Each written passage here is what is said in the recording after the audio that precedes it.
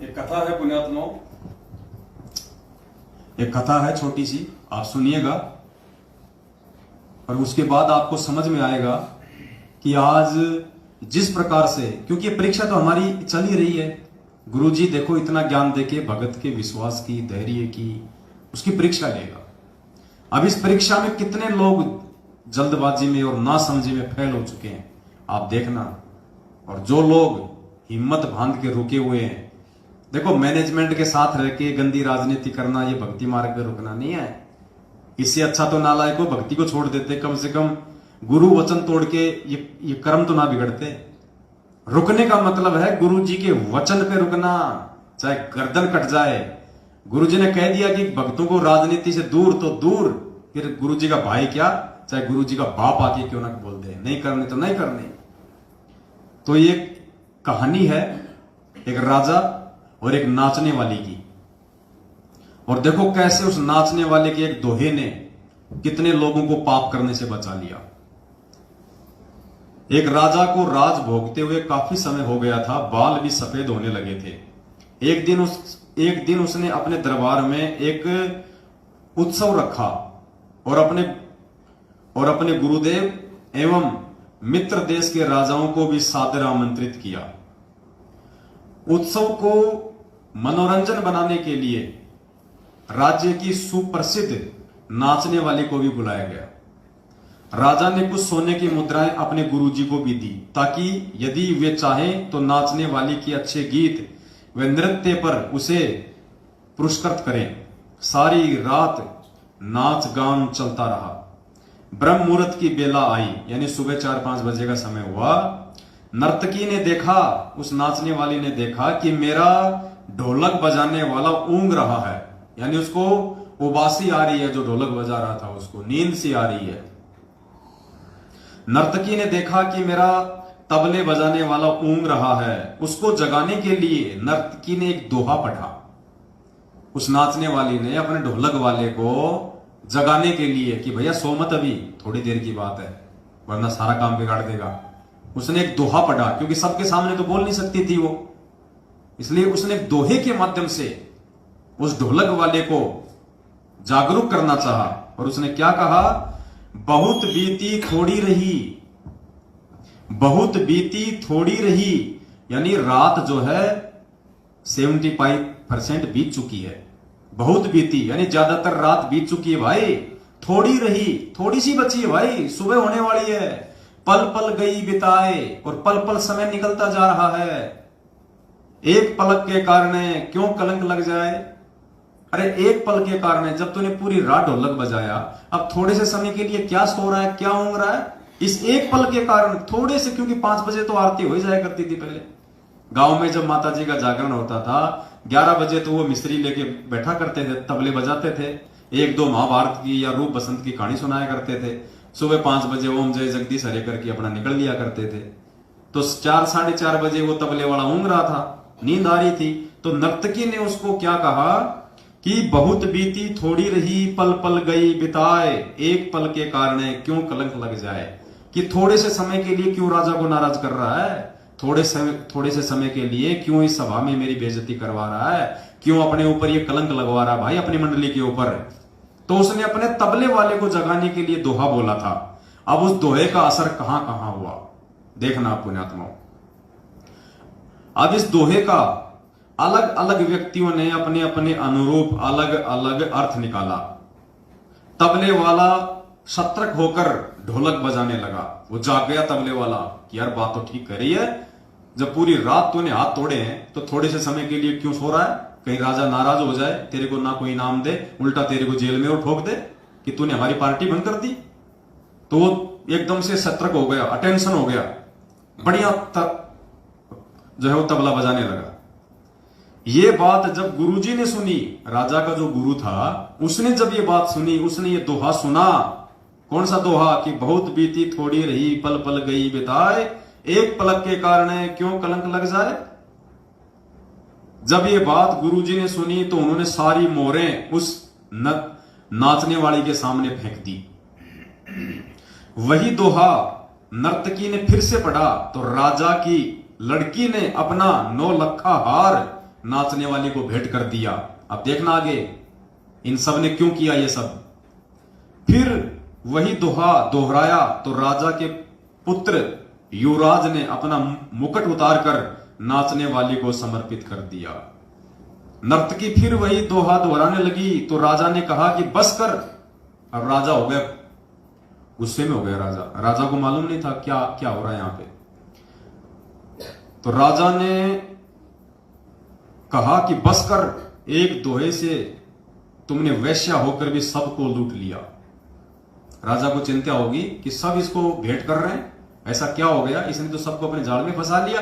तो राजा नाराज हो गया उसके ऊपर, वो कहने लगा बस कर, एक दोहे से तुमने वैश्या होकर भी सबको लूट लिया। जब ये बात राजा के गुरु ने सुनी तो गुरुजी की आंखों में आंसू आ गए और गुरुजी कहने लगे राजा इसको तुम वैश्या मत कहो, ये तो अब मेरी गुरु बन गई है, इसने मेरी आंखें खोल दी हैं। ये कह रही है कि मैं सारी उम्र, यानी राजा के गुरु ने वैश्या के दोहे का क्या मतलब निकाला और कैसे उसकी आंखें खुली कि मैं सारी उम्र संयम पूर्वक भक्ति करता रहा और आखिरी समय में नर्तकी का मुजरा देखकर अपनी साधना नष्ट करने यहां चला आया हूं। भाई मैं तो चला, ये कहकर गुरुजी तो अपना कमंडल उठाकर जंगल की ओर अपनी साधना के लिए चल पड़ा। यानी उस दोहे का उस गुरु पे क्या असर हुआ कि रे नालायक, तूने बहुत बीती थोड़ी रही और पल पल गई बिताए।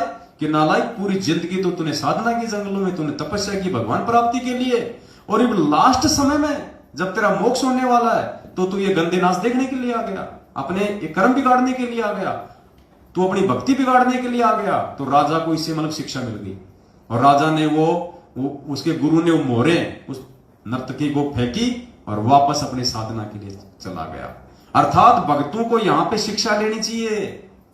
पुण्यात्माओं, ये परीक्षा चल रही है हमारी और ये थोड़ा बहुत समय बचा हुआ है गुरुजी के जेल से बाहर आने का, थोड़ा ही समय बचा हुआ है।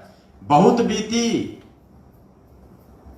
बहुत गई, क्या वाणी है, बहुत बीती थोड़ी रही। यानी पुण्यात्माओं, अब हमारी जो परीक्षा का जो समय था, जो परमात्मा 7 साल से ले रहे हैं, वो ज्यादातर समय हमारा बीत चुका है और थोड़ी रही, थोड़ा समय बचा है, साल 1.5-2 साल का हद मार के।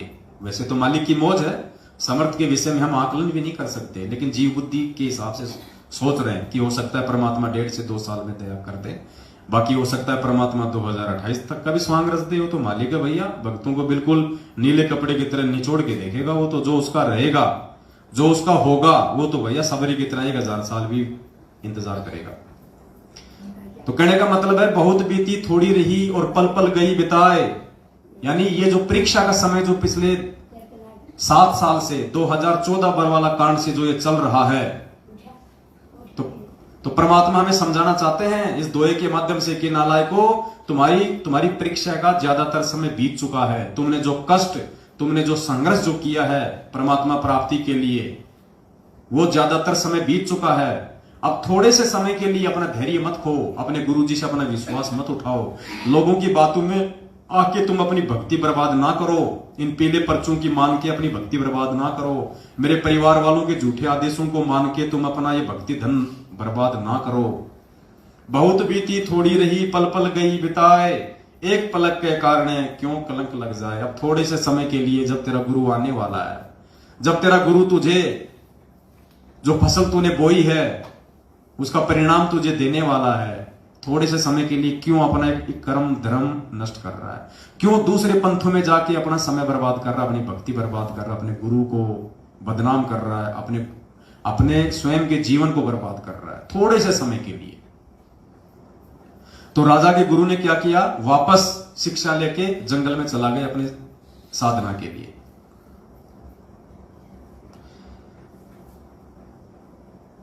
राजा की लड़की ने कहा कि पिताजी मैं जवान हो गई हूं। अब राजा की लड़की को क्या शिक्षा मिली, राजा की लड़की ने अपना 9 लाख रुपए का हार उस वेश्या को क्यों दिया।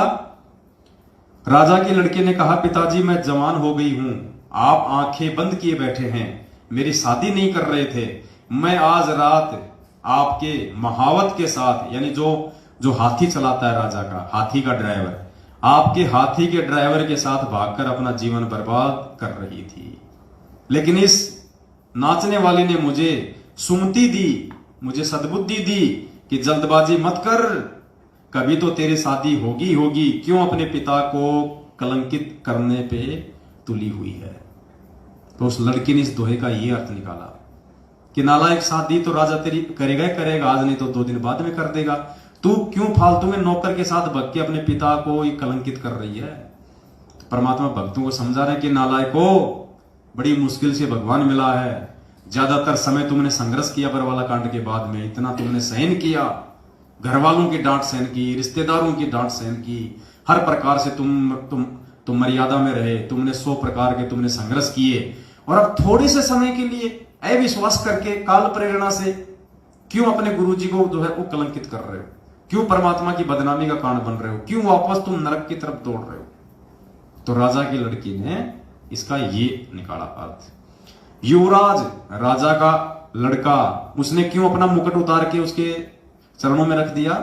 युवराज ने कहा, पिताजी आप बूढ़े हो चले हैं, फिर भी मुझे राज नहीं दे रहे थे, मैंने आज रात ही आपके सिपाहियों से मिलकर आपका मर्डर करवा देना था, लेकिन इस नाचने वाली ने समझा है कि रे पगले, आज नहीं तो कल आखिर राज तो तुझे ही मिलना है, क्यों अपने पिता की खून का कलंक अपने सिर पर ले रहा है, धैर्य रख। पुण्यात्माओं, एक दोहे ने कितनों का जीवन बदला। तो ये जो वैश्या का जो ये दोहा था, ये नर्तकी का जो दोहा था, पुण्यात्माओं ये सात संगति है। ये दोहा है ना, ये नर्तकी का, ये सात संगति है। इस सात संगति को कितनी आत्माओं ने समझाया है, इस सात संगति ने कितनी आत्माओं को सुलझाया है।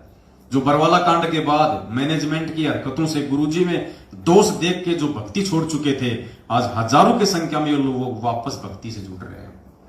आज वर्तमान में जो हमारे नए नए भगत भाई बहन जुड़ रहे हैं फर्जी नामदान केंद्रों से, या जिन्होंने ऑनलाइन नाम दीक्षा ली थी कोरोना काल में, और ज्ञान ना सुन पाने के चलते, मर्यादाओं की पूरी तरह से जानकारी ना हो पाने के चलते, जो अपनी मर्यादाओं को तोड़ रहे थे, जो गुरुजी के भगत होने के बावजूद भी गुरुजी के विरुद्ध ही जो है भक्ति मार्ग की वो क्रिया कर रहे थे, उन आत्माओं ने जब से वीडियो देखे सात संगति के, तो वापस वो अपनी क्रियाओं को ठीक कर रहे हैं, परमात्मा को प्रसन्न कर रहे हैं, सात संगतियों से वो जुड़ रहे हैं।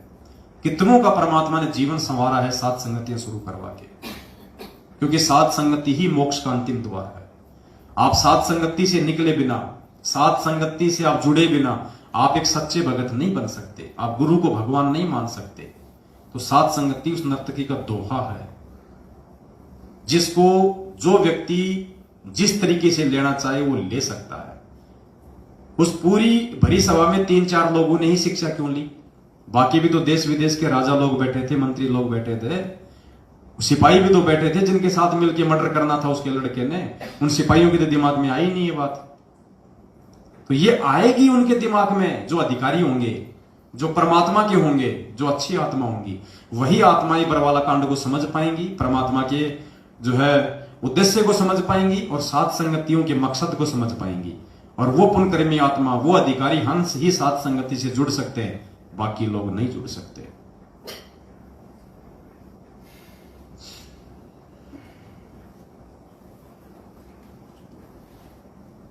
तो क्या बताया,